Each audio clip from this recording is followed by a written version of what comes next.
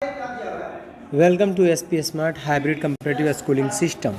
बच्चों, यहाँ पे मैं all India test series full test third को डिस्कस कर रहा हूँ बेटा यहाँ पे। ठीक है। क्वेश्चन नंबर 1 में यहाँ पे कहा है आपसे कि ये point object is placed at 30 centimetre from a convex lens, refractive index is equal to 3.2 of focal length 20 centimetre. The final image object will be formed at infinity if. अगर हम देखें यहाँ पे इसको सॉल्व करें तो जो सबसे पहले हमें इक्विवेलेंट फोकल लेंथ निकालना पड़ेगा। तो 1/f equivalent and this is 1/f equivalent equal to this is 1/f1 plus 1 कितना हो जाएगा, दिस इज़ f2। अगर वैल्यू सबके पुट करेंगे तो 1/f equivalent equal to 1/20 and plus 1 कितना हो जाएगा -60। तो जब इसको सॉल्व करेंगे बेटा तो f equivalent and this is two f equivalent equal to कितना आ जाएगा, 30 सेंटीमीटर आ जाएगा। So now this object will be at a focus combined lens whose image formed at infinity. So इसका कौन सा पार्ट आंसर होगा बेटा? So first part is the correct answer. Another concave lens of focal length 60 centimetre placed in contact with the previous lens. हम सभी को अलग अलग करके इसी तरह से देखेंगे। तो हमने फर्स्ट को किया बेटा, तो फर्स्ट में ही हमारा आंसर यहाँ पे आ गया। सो first part is the correct answer. Now question number 2। अगर क्वेश्चन नंबर 2 को हम देखें यहाँ पे, तो क्वेश्चन नंबर 2 में यहाँ पे कह रहा है आपसे कि the separation L between the objective f is equal to 0.5 centimeter and the eyepiece f is equal to 5 centimeter of a compound microscope is 7 centimeter. Where should a small object be placed so that the eye is least strained to see the image?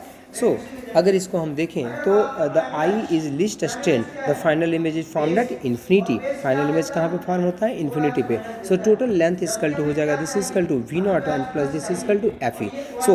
7 equal to कितना हो जाएगा, this is V0 plus 5। So V0 equal to कितना हो जाएगा, this is equal to 2 centimetre. So for objective के लिए अगर हम निकालें यहाँ पे तो this is equal to mu naught and mu0 for objective is equal to, so this is equal to f0 into v0 and divided by f0 minus कितना है, this is equal to v0। Value put करोगे बेटा, सो -2/3 कितना आ जाएगा यहाँ पे, centimetre. So this is the objective के लिए ये आ गया आपका। सो दिस इज द डिस्टेंस। तो आप म्यू0 से लिखोगे तो कंफ्यूज कर जाओगे, तो इसको u0 लिख लो। सो u0 इज इक्वल टू -2/3 कितना हो जाएगा, this is equal two centimetre. Now question number 3। Question number 3 की अगर हम बात करें यहाँ पे, तो क्वेश्चन नंबर 3 में कहा है कि a point source of light is placed 4 meters below the surface of water of refractive index 5/3. The minimum diameter of a disc which should be placed over the source on the surface of water to cut off all light coming out from the water. So this is equal to, यहाँ पे अगर हम देखें तो R is equal to हमारे पास formula direct होता है, this is h/√अंडर this is equal to mu square minus कितना होता है 1। सब वैल्यू जब पुट करोगे बेटा तो radius is equal to this is equal to 3 metre हो जाएगा। So diameter is equal to 2 into radius, so this is equal to 2 into 3, so this is equal to 6 कितना हो जाएगा metre. This is the correct answer. Now question number 4। Question number 4 को अगर हम देखें यहाँ पे, तो क्वेश्चन नंबर 4 में कहा है कि when light is incident on a medium at angle I and refracted into a second medium at an angle R, the graph of sin I versus sin R is shown in a figure graph. From this one can conclude, तो graph आपको given है sin I sin R का। 30 degree पे straight line का graph यहाँ पे plot किया जा रहा है, आपको ये दिख रहा है साथ 30 डिग्री पे sin I का ग्राफ यहाँ पे बना हुआ है इस ग्राफ में। ठीक है। सो अगर यहाँ से हम देखें तो हम जानते हैं sin I upon sin R equal to कितना आ जाएगा, what is sin I upon sin R। So this is equal to अगर हम निकालेंगे तो यहाँ से आ जाएगा this is equal to tan of 30 degree. ठीक है, क्योंकि स्लोप पे y/x होता था ना, x/y,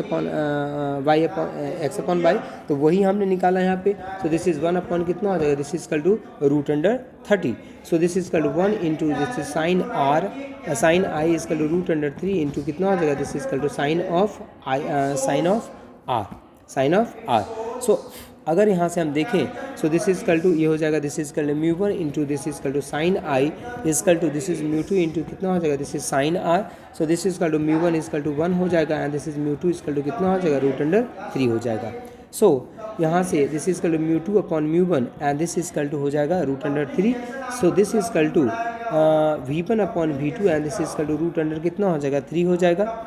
so mu two and this is sine C equal to this is mu one into sine of कितना हो जाएगा 90 डिग्री हो जाएगा for critical angle. So sine C equal to हो जाएगा this is sine C and sine C equal to this is mu two upon this is equal to mu one. So this mu one upon mu two. So this is equal to 1 upon root 3 and so हम C equal to यहाँ पे लिख सकते हैं this is sine inverse this is 1 upon root 3. This is the correct answer. Now question number 5. Question number 5 को अगर हम देखें यहाँ पे तो क्वेश्चन नंबर 5 में यहाँ पे कैपेसिटर है बहुत सारे 6 आइडेंटिकल कैपेसिटर्स है. Each of capacitance 2 microfarad are connected in circuit shown in the figure. The effective capacitance between A and B. तो यहाँ पे सबसे पहले यहाँ से स्टार्ट करना पड़ेगा. सो बेटा ये दोनों जो कैपेसिटेंस है यहाँ पे, ठीक है, ये जो दोनों है यहाँ पे, ये दोनों किस में है, सीरीज में है. ये दोनों सीरीज में है, उसके साथ ये जो हो जाएगा उसके साथ ये पैरेलल में हो जाएगा. तो पहले यहाँ से सॉल्व करना पड़ेगा हमें, ठीक है. तो ये दोनों सीरीज में, तो कैपेसिटर अगर सीरीज में होता है बेटा तो सी इक्विवेलेंट जो हो जाएगा तो C1 नाम दे देंगे. So this is equal to C into C upon C plus C. So this is 2C. So this is C/2 और इसके साथ ये पैरेलल में हो जाएगा तो C इक्विवेलेंट जो हो जाएगा यहाँ पे this is equal to C1 plus this is equal to C. So C plus C/2. So this is equal to 3C/2 हो जाएगा. तो यहाँ तक का काम खत्म हो गया हमारा, यहाँ तक का हमारा काम हो चुका है. अब इसका जो इक्विवेलेंट आ जाएगा this is equal to 3C/2 आ चुका है. अब इसके साथ ये किस में है बेटा, सीरीज में. ये किस में है, सीरीज में है. तो सीरीज का हम फार्मूला यूज करेंगे यहाँ पे हम फार्मूला किसका यूज करेंगे, सीरीज का. फिर सीरीज का जब फार्मूला यूज करोगे उसके बाद इसके साथ ये किस में आ जाएगा, पैरेलल में. उसके साथ ये पैरेलल में आ जाएगा बेटा. इस तरह से जब हम यहाँ पे यूज करेंगे, ठीक है, तो या फिर इसको सॉल्व कर लो, इसको सॉल्व कर लें अगर हम यहाँ से अगर इसको हम सॉल्व कर लें. सो फाइनल जब इसको आप सॉल्व करोगे बेटा तो सॉल्व करने के बाद इसका जो है 4 माइक्रोफैराड आंसर आपका आ जाएगा. 4 microfarad is the correct answer. या फिर व्हीटस्टोन ब्रिज से भी इसको हम कर सकते हैं. यहाँ पे अगर हम देखें तो ये व्हीटस्टोन ब्रिज, क्योंकि जैसे आप रेजिस्टेंस से व्हीटस्टोन ब्रिज का यूज़ करते हैं, यहाँ पे भी इसके लिए हम व्हीटस्टोन ब्रिज का यूज यहाँ पे कर सकते हैं. P और Q के बीच में हम व्हीटस्टोन ब्रिज का भी यूज करके हम यहाँ पे कर सकते हैं. Now question number 6. देखो बेटा क्वेश्चन नंबर 6 जो है इसमें तो आपको आउटपुट निकालना पड़ेगा, ठीक है. इसका मतलब होता है दिस इज इक्वल टू 1 और इसका मतलब होता है दिस इज इक्वल टू 0, ठीक है. तो यहाँ पे A1 है, यहाँ पे आपको जो वैल्यू है वो गिवन है this is equal to A0 and this is equal to B0, ठीक है. तो यहाँ का ऊपर का मतलब होता है बेटा, टॉप का मतलब होता है 1 और ये बॉटम का मतलब होता है 0. तो ये वैल्यू यहाँ पे पुट करके हम निकाल सकते हैं. या दूसरा मेथड है यहाँ पे, यहीं पे मैं बताऊं अगर तो दिस इज इक्वल टू अगर A है बेटा तो यहाँ पे क्या मिल जाएगा आपको, this is equal to A bar मिल जाएगा and this is equal to यहाँ पे कितना मिल जाएगा, this is equal to B bar मिल जाएगा. This is equal to B bar, A bar and this is equal to B bar. तो यहाँ पे क्या मिलेगा, so this is equal to A bar B bar और इस पूरे का क्या मिलेगा, बार मिल जाएगा यहाँ पे, ठीक है. So this is equal to यहाँ पे C1 and C1 is equal to A plus B कितना मिल जाएगा, बार मिल जाएगा. नीचे अगर देखें बेटा इसमें तो इसमें भी this is equal to A bar मिलेगा, इसमें कितना मिलेगा, B बार मिलेगा. So this is equal to A bar and plus B bar और इस पूरे का बार मिल जाएगा. So this is C2 is equal to भी A bar B bar and पूरे का bar. So this is equal to कितना मिल जाएगा, AB मिल जाएगा यहाँ पे. सो अगर इसका आंसर हम देखें तो उसी तरह से हम आंसर इसका अगर इसका आंसर देखें तो फर्स्ट पार्ट जो है इसका करेक्ट आंसर यहाँ पे आएगा. Now question number 7. अगर क्वेश्चन नंबर 7 को हम देखें तो क्वेश्चन नंबर 7 में बेटा यहाँ पे अगर क्वेश्चन नंबर 7 को देखें तो क्वेश्चन नंबर 7 में यहाँ पे कहा है कि जो जेनर डायोड है, ठीक है, ये zener diode has a contact potential of 1 volt in the absence of biasing. It undergoes Zener breakdown for an electric field of 10 to the power 6 volt per meter at the depletion region of PN junction. If the width of the depletion region is 2.5 micrometer, what should be the reverse bias potential for the Zener breakdown to occur? So अगर हम देखें यहाँ पे तो हम कह सकते हैं कि this is equal to B reverse biased potential for the zener breakdown. So this is equal to अगर यहाँ पे हम निकालें this is equal to VR and VR equal to कितना हो जाएगा, this is equal to E into D हो जाएगा. वैल्यू पुट करो. So this is equal to 10 to the power 6 into this is equal to 2.5 into 10 to the power minus 6. So this is equal to 2.5 volt जो है आपका correct answer यहाँ पे आएगा. Question number 8. Question number अगर 8 को हम देखें यहाँ पे तो क्वेश्चन नंबर 8 में कहा है आपसे A hole diffuses from the P side to N side in a PN junction. This means that इसका मतलब क्या होता है, इसका मतलब होता है बेटा कि bond is broken on the N side and the electron free from the bond jumps to broken the bond on the P side to complete it. So इसका थर्ड पार्ट जो है बेटा करेक्ट आंसर होगा. Next is question number 9। अगर question number 9 को हम देखें यहाँ पे, the maximum force acting on a body executing SHM is F and the maximum energy of the body is E, amplitude of the motion of the particle is, जो amplitude होगा motion of the particle वो कितना हो जाएगा। So F is equal to कितना होता है, this is equal to KX होता है। सो F मैक्स इजकल टू कितना हो जाएगा, so F max equal to K into x कितना हो जाएगा, दिस इज मैक्स हो जाएगा, एंड दिस इजकल टू कितना हो जाएगा, K into A। So total energy and total energy equal to हो जाएगा, this is KA square upon कितना होता है 2, so this is equal to E हो जाएगा। So FA equal to this is equal to 2E, so A equal to हो जाएगा, this is 2E upon कितना हो जाएगा F। This is the correct answer. Now question number 10। Question number 10 जो है यहाँ पे, ए particle is oscillating, a particle is oscillating simple harmonically with frequency f, the frequency of its kinetic energy is, so v is equal to कितना होता है, this is omega root under a square minus कितना होता है, this is equal to x square होता है। so v is equal to कितना होता है, this is a omega, this is cos omega t and plus कितना होता है, this is equal to 5 होता है। so kinetic, what is kinetic energy, kinetic energy is equal to this is 1/2, this is mv square होता है। so this is equal to kinetic energy and this is equal to 1/2 m a square omega square cos square, this is equal to omega T plus कितना हो जाएगा 5 हो जाएगा। So kinetic energy equal to हो जाएगा, this is equal to 1/2 KA square and cos square, this is equal to omega T plus कितना हो जाएगा 5 हो जाएगा। So this is equal to 1/2 KA square 1/2 KA square into 1 minus this is cos 2 omega T and plus कितना हो जाएगा, this is 2/5 हो जाएगा। सो एंगुलर फ्रिक्वेंसी यहाँ पे कितना हो जाएगा, so this is 2 omega and angular frequency get कितना हो जाएगा, डबल हो जाएगा बेटा यहाँ पे। सो 10 का second part is the correct answer. Now question number 11।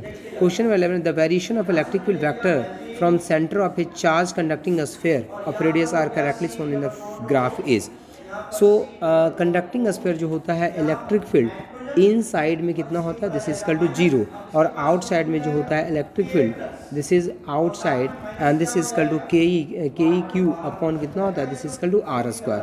सो अगर हम इसका ग्राफ देखें तो इन साइड में 0 होता है और आउटसाइड में के क्यू अपॉन कितना होता है, this is equal to R square होता है। सो इसका करेक्ट आंसर जो देखें बेटा हम, तो fourth part is the correct answer. Now question number 12। Question क्योंकि इन साइड में बेटा 0 हो जाएगा और सरफेस पे अचानक से इंक्रीज करेगा, उसके बाद पैराबोलिकली ये क्या करेगा, डिक्रीज करेगा। Now question number 12। Question number 12 को अगर हम देखें तो क्वेश्चन नंबर 12 में कहा है आपसे कि a point charge causes an electric flux of 4 × 10⁻³ Newton meter square per coulomb to pass through a spherical Gaussian surface of radius 10 cm centered on charge. If radius of a sphere reduced to half, then the flux that would pass through the sphere is. So अगर हम देखें यहाँ पे तो flux की बात किया है इसने। So from Gauss law electric flux through any close surface is equal to 1/ε0 into क्या होता है, चार्ज इनक्लोज होता है बेटा। सो फ्लक्स थ्रू अगर हम देखें यहाँ पे तो क्या हो जाएगा, सो ये है यहाँ पे चार्ज और ये है surface 1, this is equal to S1 and this is equal to कितना हो जाएगा, this is equal to S2। So this radius is कितना हो जाएगा, this radius is R। So this radius, ये जो सेकेंड वाला रेडियस हो जाएगा बेटा, सो हाफ बोल रहा है, रेडियस कितना हो जाएगा, हाफ। सो सेकेंड का रेडियस हो जाएगा, this is equal to R by कितना हो जाएगा 2। सो अगर हम इसको सॉल्व करें यहाँ पे, तो सॉल्व करने के बाद हमारा जो आंसर आएगा यहाँ पे, जो फ्लक्स निकालना है आपको, तो एक चीज़ का ध्यान रखें, फ्लक्स जो होता है बेटा वो डिपेंड करता है चार्ज इनक्लोज पे। तो चार्ज तो उतना ही इनक्लोज है जितना पहले इनक्लोज था चार्ज, उतना ही चार्ज बाद में इनक्लोज है। तो रेडियस तुम घटाओ या बढ़ाओ, यहाँ पे तो सिर्फ चार्ज पे डिपेंड करता है, तो फ्लक्स पे कोई फ़र्क नहीं पड़ने वाला है। मतलब इसका जो करेक्ट आंसर है बेटा सेम ही रहेगा, फ्लक्स थर्ड आंसर करेक्ट होगा इसका। Question number 13। क्वेश्चन नंबर 13 को अगर हम देखें यहाँ पे तो कहा है कि resistance R, inductance L, capacitance C are connected in series to oscillate of frequency F। If resonant frequency is FR, then current will lead to the voltage when. Current lead करेगा वोल्टेज को, कब current lead करता है बेटा, तो current जो है lead करता है वोल्टेज को कब लीड करेगा, जब आपका FR इज़ ग्रेटर देन कितना हो जाएगा, F हो जाएगा। ठीक है, अगर हम देखें यहाँ पे तो इसका डायग्राम जो होता है जेड का और एफ का, फ्रीक्वेंसी का, ठीक है, तो रेजोनेंस के लिए इस तरह से कुछ आता था ठीक है, ये जेड हो गया और इधर कितना हो गया तुम्हारा फ्रीक्वेंसी एफ हो गया। सो इस तरह से कुछ यहाँ पे ग्राफ इसका बनता था, इस तरह से ग्राफ बनता था। तो अगर एफ की वैल्यू, एफ आर की वैल्यू अगर एफ से ज़्यादा है तो एक्स ई क्या होता था, this is equal to XL, ठीक है, एक्स ई जो होता था ग्रेटर देन एक्सएल होता था, और ये यहाँ पे रेजिस्टेंस आर होता था। और जब F is greater than F R होता था तो आपका एक्सएल इज़ ग्रेटर देन कितना होता था, एक्स ई होता था। सो 13 का second part is the correct answer.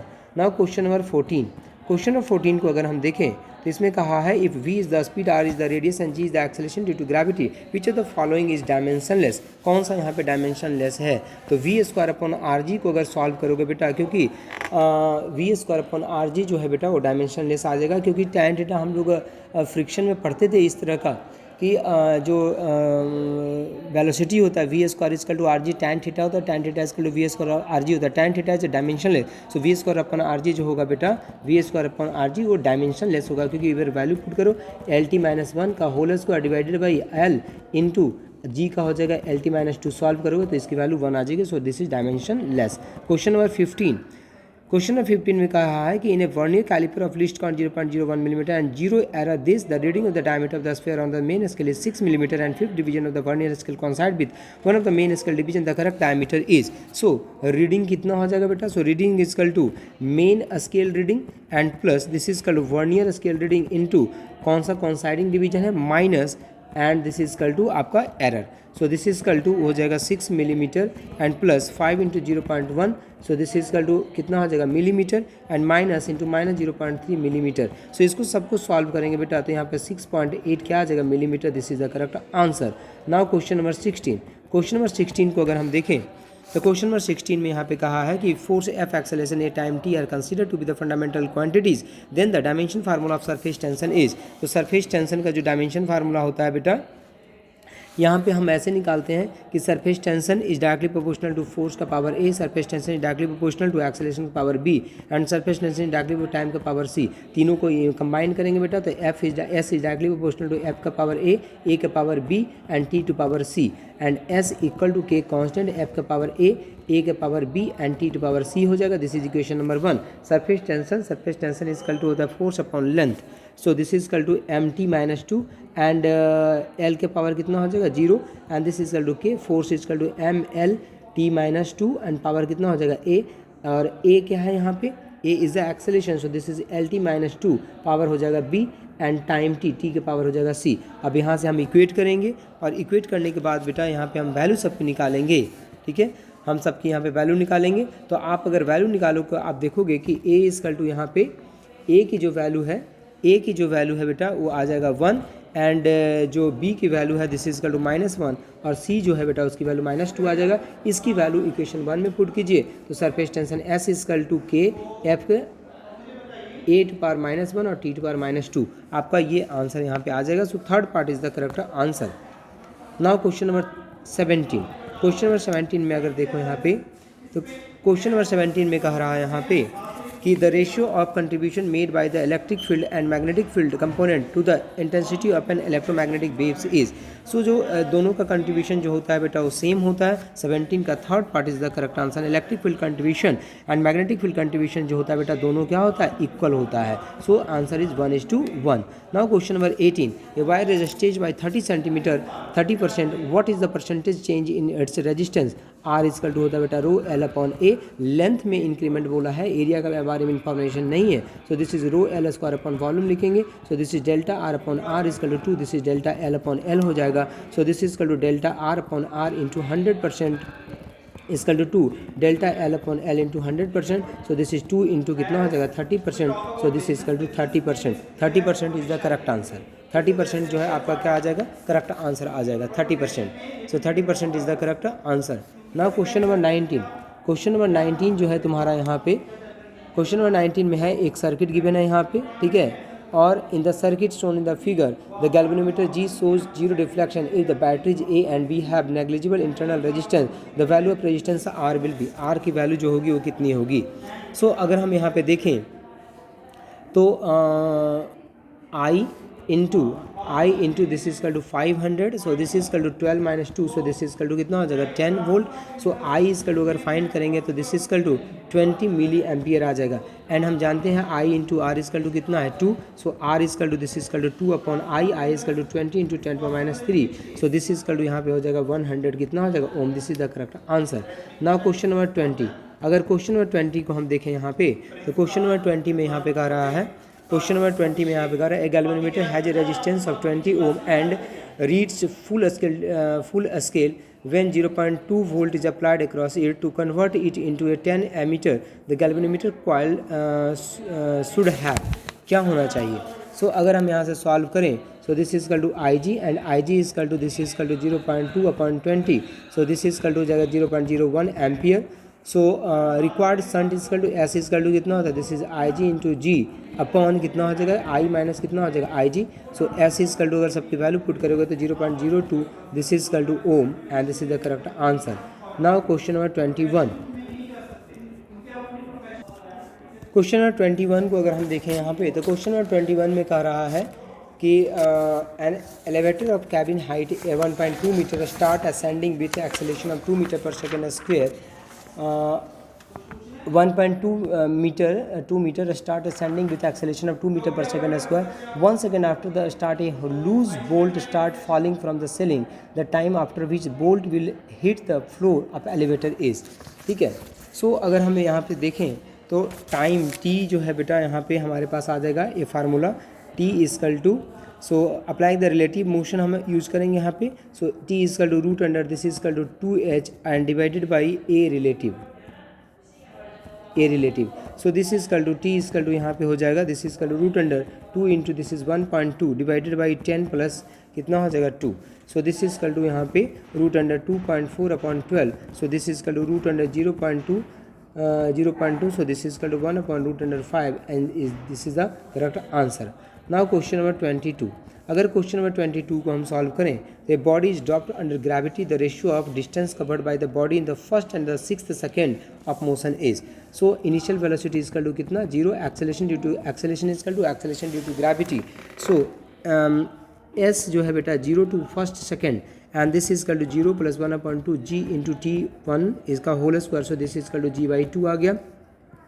So x 0 to 6 second and this is equal to कितना हो जाएगा 0 प्लस 1/2 g इंटू 6 का square, so this is equal to 18g आ जाएगा, ठीक है 18g आ जाएगा। नाउ 18g को हम और क्या लिख सकते हैं, this is equal to 36g upon 2 लिख सकते हैं। नाउ s 0 to 5 सेकेंड में कितना हो जाएगा, सो 0 प्लस 1/2 इंटू g इंटू 5 का square, so this is equal to 25/2 into g हो जाएगा। सो अगर हम देखें यहाँ पे तो s जो है 5 to 6 सेकेंड में कितना हो जाएगा, so this is equal to 36g upon 2 minus 25g upon 2, so this is equal to 11g upon कितना हो जाएगा 2। सो आपसे रेशियो पूछा है यहाँ पे, सो रेशियो अगर हम निकालें so this is equal to first part 1:11 is the correct answer, ठीक है रेशियो हो जाएगा। नाउ क्वेश्चन नंबर 23, क्वेश्चन 23 को अगर देखें तो match the following translational 3 translational degree of freedom किस में होता है, 3 मोनोटॉमिक में, सो 3 ट्रांसलेशन और 2 रोटेशनल डिग्री ऑफ फ्रीडम किस में, डायटोमिक में। तो इस तरह से बेटा अगर इसको हम सॉल्व करें तो इसका जो है फर्स्ट पार्ट आपका यहाँ पे करेक्ट आंसर यहाँ पे आएगा, फर्स्ट का फर्स्ट आ जाएगा बेटा, सेकंड जो बी पार्ट है उसका थर्ड आंसर आ जाएगा, ठीक है डायटोमिक, ठीक है रिजिड डायटोमिक एंड नॉन, अच्छा रिजिड डायटोमिक और नॉन रिजिड डायटोमिक भी है, तो first part is the correct answer इसका है। Now question number 24, question number 24 को अगर हम देखें यहाँ पे, for an ideal gas C P R upon C V is equal to 2/5 then degree of freedom of the gas will be, तो अगर सी बी इजकल टू यहाँ पे गिवन है आपको, this is C V is equal to 5/2 into R, तो 5/2 into R, तो this is equal to यहाँ पे C V upon R is equal to हम जानते हैं कि C V is equal to this is equal to F R upon कितना होता है 2 होता है, so this is equal to F is equal to कितना हो जाएगा 5, तो एफ किसका डिग्री ऑफ फ्रीडम होता है, तो f जो होता है बेटा मतलब डिग्री ऑफ फ्रीडम ही निकालना था, सो this is fourth part is the correct answer.